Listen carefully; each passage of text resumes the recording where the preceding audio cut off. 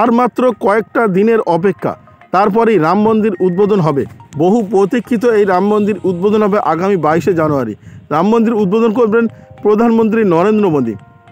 22শে জানুয়ারি তিনি যখন রামলালার প্রাণ প্রতিষ্ঠা করবেন, তখন কংগ্রেস সহ বিরোধী রাজনৈতিক দলের নেতারা কে কোথায় থাকবেন, কে কী কর্মসূচি নেবেন, মমতা বন্দ্যোপাধ্যায় থেকে শুরু করে বিরোধী তাবড় নেতাগুলি কি কর্মসূচি নেবেন, সব বিস্তারিত জানাবো।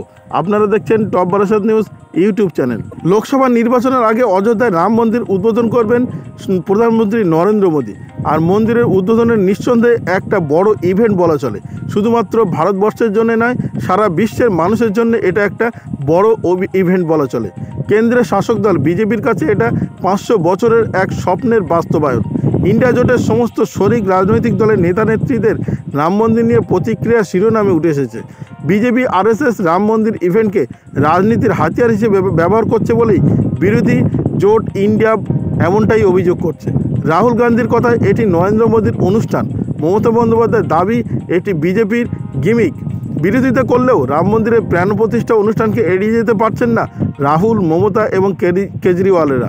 ফলে 22শে জানুয়ারি নিজেদের মতো করেই নানা কর্মসূচি ঘোষণা করেছেন ইন্ডিয়া জোটের বিভিন্ন তাবড় নেতারা। মমতা বন্দ্যোপাধ্যায় কী করবেন? মমতা বন্দ্যোপাধ্যায় ওই দিন অর্থাৎ 22শে জানুয়ারি সম্প্রীতি যাত্রা করবেন।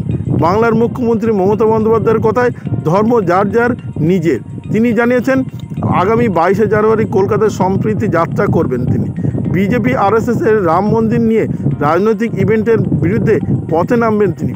এই পদযাত্রায় অংশ নেবেন রাজ্যের সমস্ত সম্প্রদায়ের সাধারণ মানুষ। মন্দির, মসজিদ, গির্জার সামনের দিকে এই সম্প্রীতি যাত্রা এগিয়ে যাবে। মুখ্যমন্ত্রী মমতা বন্দ্যোপাধ্যায় প্রথমে কালীঘাট মন্দিরে দর্শন এবং পুজো দিয়ে এই যাত্রা শুরু করবেন।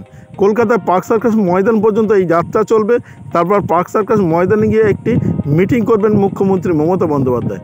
আসামের মন্দিরে রাহুল গান্ধী যাবে। ভারত জোড়ো ন্যায় যাত্রা করছেন রাহুল গান্ধী। ভারত জোড়োর এই দ্বিতীয় পর্ব শুরু হয়েছে উত্তর পূর্ব ভারত থেকে। 22শে জানুয়ারি রাম মন্দির উদ্বোধনের দিন রাহুল যেতে পারেন আসামের একটি মন্দিরে। 22 নয়, অন্য দিন রাম মন্দিরে যাবেন অখিলেশ ও পাওয়ার। এনসিপি প্রধান শরদ পাওয়ার জানিয়েছে 22শে জানুয়ারি নয়, পরে কোনো একটা দিন তিনি রাম মন্দিরে যাবেন। তিনি আমন্ত্রণ পেয়ে ধন্যবাদ জানিয়ে বলেন, ঐতিহাসিক দিনের থেকে পরে অন্য কোনো একটা দিন গেলে রামলালা দর্শনে অনেক সহজ হবে। ততদিনে রাম মন্দির সম্পূর্ণরূপে নির্মিত হয়ে যাবে। সমাজবাদী পার্টির সুপ্রিমো অখিলেশ যাদবও একই কথা জানিয়েছেন। তিনি বলেছেন রামলালা দর্শনে যাবেন, তবে ওই দিনে নয়, অন্য কোনো একটা দিন। কেজরিওয়ালের হনুমান চাল্লিশা। আম আদমি পার্টির প্রধান অখিলেশ যাদব এখনও সিদ্ধান্ত নিতে পারেননি 22শে জানুয়ারি তিনি ঠিক কী কাজ করবেন, যাবেন কি যাবেন না।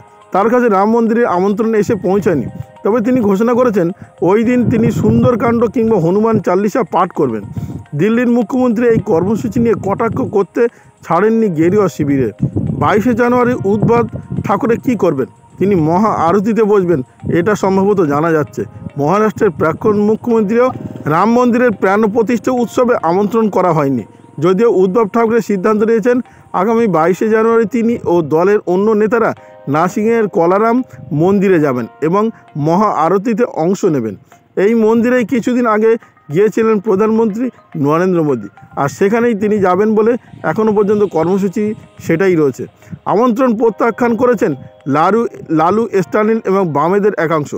আরজেডি প্রধান লালু প্রসাদ জানিয়েছেন রাম মন্দিরের অনুষ্ঠানে অংশ নেবেন না। ধর্মীয় অনুষ্ঠান হাইজ্যাক করেছে বিজেপি, এমনটাই আমন্ত্রণ পত্রপাঠ নাকচ করেছেন ডিএমকে সুপ্রিমো এমকে স্ট্যালিন। সীতারাম ইয়েচুরি বলেছেন প্রত্যেকের ধর্ম পালনের অধিকার রয়েছে, আমরা তা সম্মান করি, কিন্তু প্রধানমন্ত্রী নরেন্দ্র মোদী ধর্মীয় অনুষ্ঠানে পৌরোহিত্য করার মধ্য দিয়ে দেশের সংবিধানকে অসম্মান করছেন, ধর্ম নিরপেক্ষতা নষ্ট করছেন। আমাদের পক্ষে এই অনুষ্ঠানে অংশ নেওয়ার প্রশ্নই ওঠে না। জগন্নাথ ধামে ব্যস্ত নবীন পটনায়ক। বুধবার উদ্বোধন হয়েছে পুরীর জগন্নাথ হেরিটেজ করিডর, সেই নিয়েই ব্যস্ত থাকবেন উড়িষ্যার মুখ্যমন্ত্রী নবীন পটনায়ক। ফলে 22শে জানুয়ারি রাম মন্দির অনুষ্ঠানে তিনি অংশ নিতে পারবেন না, এখনও পর্যন্ত সেটাই জানা যাচ্ছে। অর্থাৎ বিরোধী দলের জোটে তাবড় নেতারা একরকম বলা চলে নিজেরা নিজেদের মতো করে এক একটি কর্মসূচি ঘোষণা করেছেন। এখন দেখার বিষয় কোন কোন নেতা এখনও পর্যন্ত রাম মন্দিরে যাবেন বলে ঠিক করেছেন, সেটা পরবর্তী সময়ে আমরা জানতে পারবো।